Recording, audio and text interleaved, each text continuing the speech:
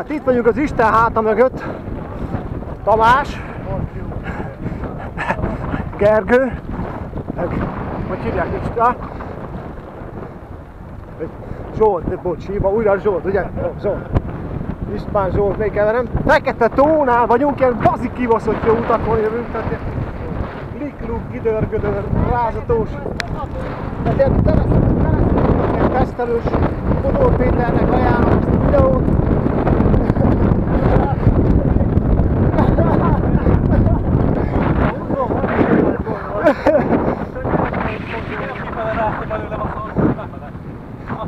Úgyhogy itt nagyon jó terepviszonyok lesznek kb. Még vagy egy 20 km-en keresztül biztos, de már vagy 30-et jöttünk rajta.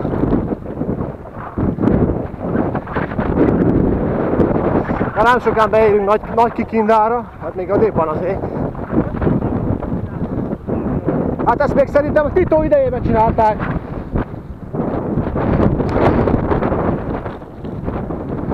Ilyen geci jó.